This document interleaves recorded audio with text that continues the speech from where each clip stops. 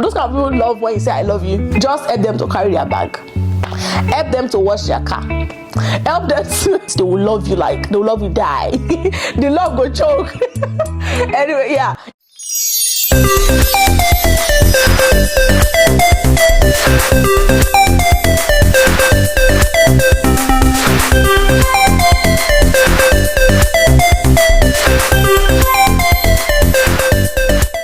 Hello guys, welcome back to my YouTube channel. It's your girl here, Folasade Taylor, aka The Request. If you are new to my channel, welcome. But if you're a returning subscriber, you know how we do it here. I really love you guys. Welcome back once again, and thank you for tuning in. Mwah. Without wasting much of our time, we'll be talking about a very interesting topic today titled the 5 love languages. Guys, this topic is a very broad one, but I just want to teach us the basic 5 love languages that exist. 5 love languages are the languages, or the language basically, that each and every one of us are expected to speak concerning love. Basically, just like the way some people speak English, some people speak Spanish, some people speak Chinese, and so on and so forth, every individual also have the language of love that they speak. Oh, this was originally invented by Gary Chapman. You can get his book. His book is available in all stores, so you can get that book and read more on 5 love languages. But I'm here to break it down to us in very simple terms that you can understand. Let's just dive right into it, and we'll be talking more on them.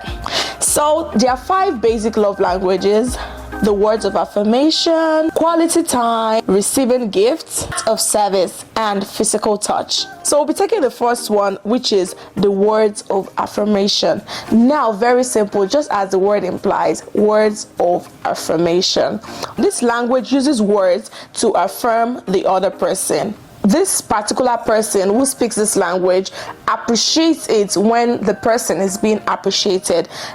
People who fall under the category of words of affirmation, they are usually very or extremely happy when you tell them sweet things like, oh, you look beautiful, oh, you are great today, oh, thank you for doing this. They love when you use words to talk to them. Those kind of people love when you say I love you. That other people don't want you to tell them you love them. But basically, people with words of affirmation, they feel more appreciated, they feel more loved when you use words to them, when you tell them, when you express your feelings through words. People in this category, they feel loved, they feel appreciated, they feel on top of the world when you use words to express how you feel towards them. Your words may focus on the other person's personality or the way they look or something they have done for you or for others. People who fall under this word of affirmation, they want you to express it, they want you to say it, they want you to tell them. They don't like assumption, they want you to say it verbally for them to feel loved or for them to feel appreciated. If a person's primary love language is words of affirmation, your words will be like rain falling on dry soil. Nothing will speak more deeply of your love than words of affirmation. Basically, when you give them positive words, they are usually very, very happy and they feel very loved. Also, this thing works positively and also negatively. When you talk down on them, they feel the impact very, very well. Words really mean a lot to them, basically. So whether you are speaking to them positively or speaking to them negatively, it affects them. If you speak to them positively, it affects them positively. If you speak to them negatively, it just takes them all the way down. Pretty much. I hope that makes sense. Now we'll be moving on to the next one. Acts of service. Acts of service. These people that fall under this category, guys, just help them to carry their bag, help them to wash their car, help them to I'm just joking actually, but people who fall under the acts of service category, they love it or they feel appreciated when you do things for them. For these people, actions speak louder than words. They don't want words. They love it when you act. Don't just tell me, oh, I'm gonna wash your car. Actually wash it. Don't tell me, oh, I'm going to cook for you. They want you to cook for them. If you speak words of affirmation to this person, such as I admire you, I appreciate you, I love you, they will likely think and perhaps say, if you love me, why don't you do something to help me around the house? So basically, these people want you to work, they want you to act it. Don't just say it, act it. They want to see the actions. So the key to loving this person is to find out what things they would like for you to do, then do them consistently. That's just it. Just be doing it. They will love you like, they will love you die. The love go choke. Anyway, yeah, basically my son's an act of service person. Like, The amount of recent, or that's what I do, I'm like, duh. But anyways, of recent, I've been doing some things, trying to help her around the house and all of those things. And sometimes I'm just there doing my own thing. I should be like, I love you, I really love you. And I'm like, okay, am I safe? Like, is everything okay? But yeah, that's because I'm speaking her love language. That is how she feels loved. That is how she feels appreciated. So moving on, the third love language we're going to be looking at is receiving gifts. Now guys, I've heard a lot of people saying, oh, my love language is receiving gifts, my love language is receiving gifts, my love language is receiving gifts. I also love receiving gifts. What? Anyways, the reason why I said I also love receiving gifts, I'm going to explain that in a bit as well. But let's just look at the categories of those who love receiving gifts. Now, receiving gifts as a love language, for some people, what makes them feel most loved is to receive a gift. The gift communicates, oh, this person was thinking about me, oh, look what they got for me. They are just excited. Oh, okay, this person was actually, because for you to go and get gifts for somebody, that means you actually have that person in mind. Or perhaps you got this, you saw something and you're like, oh, this person's gonna like it. So for me, as someone who loves receiving gifts, I feel like this one should get me a gift. It simply means that that person at that moment thought about me, or just remembered me, or saw something. I was like, oh, this person's gonna like this thing. Pretty much thinking about me. Yes, which I feel like if you love somebody, you're obviously thinking about them. How do you find out what the other person would like to receive? Because I'm not after you just giving me gifts or just buying the biggest things of everything, but the thought of, this is what this girl needs, this is what this girl loves, this is what this girl, the little things matters. You need to think. Don't just buy gifts, don't just buy flower and come and say that I would love it as a gift. No, think like thoughtful gifts. Don't just bring gifts. Think thoughtful gifts. Really, I'm like, yeah, you feel me? Think about it. Don't just bring a tray of biscuits and say that that's gifts. Like, I don't just bring a car when I have many cars. Think about it. Just relax. Things that I might have said in time past just surprise me with it, and I'm like, oh my god, so you actually listened when I was talking.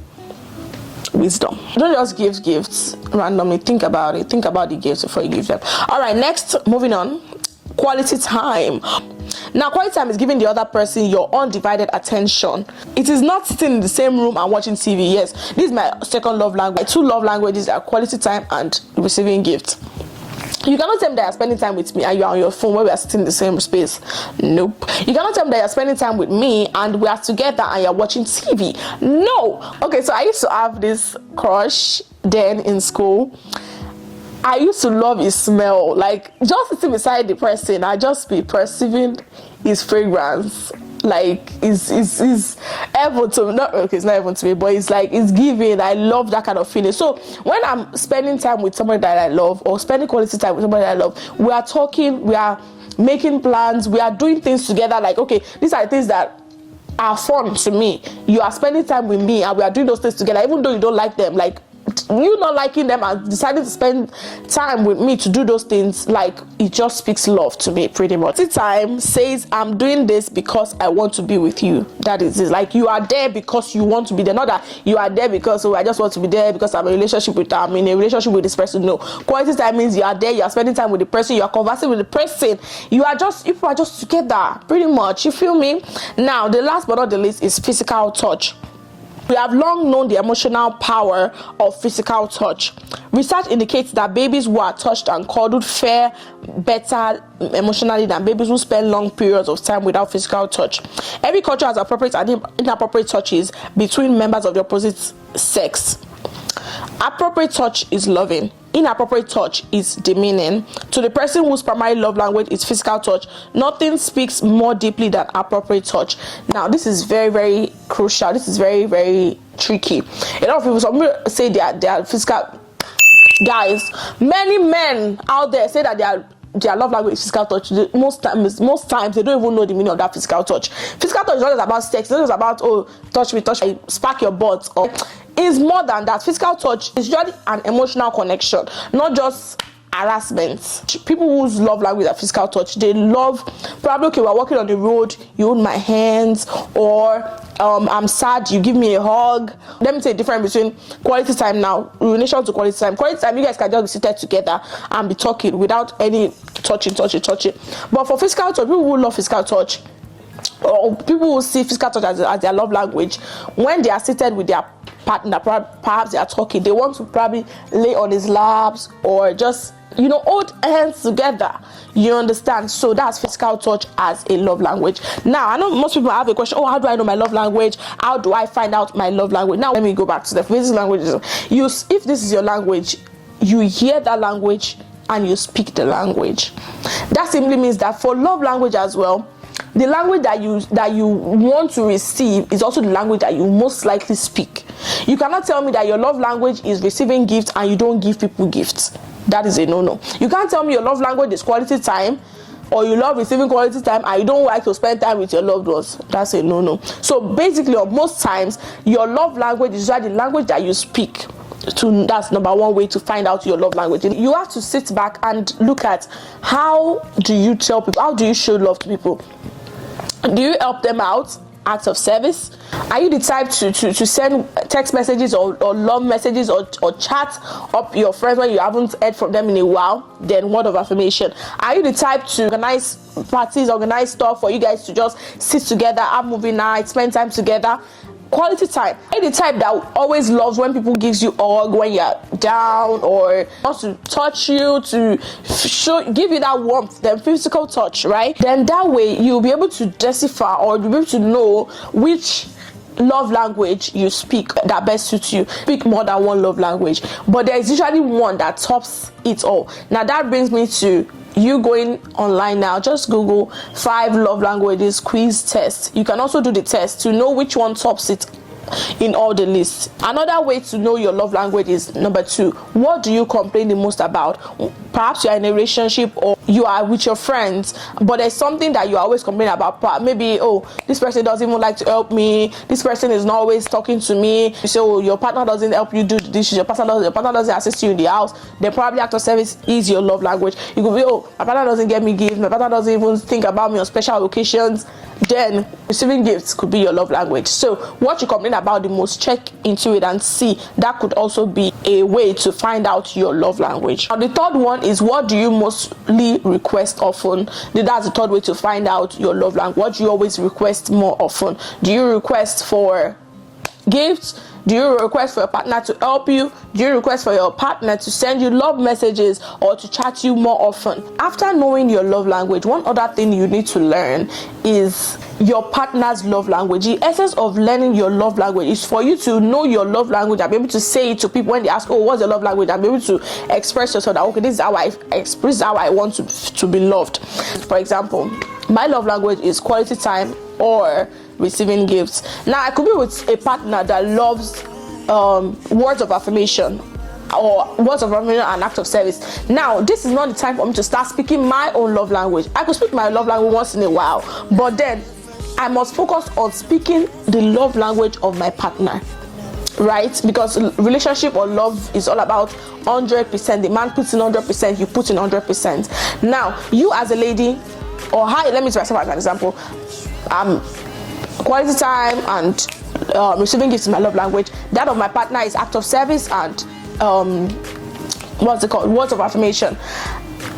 If I start giving my partner gifts, always sitting down with him every time, it won't feel as loved because I am speaking my own love language. But at this point, I need to start speaking his own love language, which is words of affirmation, by texting him or saying, babe, you look great. Babe, you did good today. Babe, you are this. Babe, you are that. Babe, you are the best man in the world. Or in act of service, helping him to do 1 or 2 things. He's going to work in the morning, help him not his tie. He has some projects he was doing, I want to assist him to do it. All of those little things speaks volume for your partner. So you need to learn the love languages so it's easier for you to speak the love language of your partner. Another example is, I can be a person speaking, I can be a Yoruba speaking person or English speaking person, and my partner speaks French. I need to speak the language that he understands or that he loves or that he knows properly, and then he will speak the one that I know, because I have to. By doing so, I personally will have to go and learn French, and my husband or my partner will have to go and learn English, so we can have easy communication, smooth communication. Okay, we're gonna leave it at that. If you want to know more on love languages, if you want to know how to figure out your love language or more examples on love languages, kindly let me know in the comment section. Okay, now alright, we have come to the end of this video. Thank you guys so much for watching this video to this moment. If you watched it and you enjoyed it, don't forget to give it a thumbs up, don't forget to like, don't forget to comment, don't forget to share this video to your loved ones, your partners. You know, share the video, share it please, and don't forget to subscribe if you're here to subscribe. Alright, that is it for today. See you in my next video. Stay blessed, stay loved, stay happy, and cheers. I love you guys. Mwah.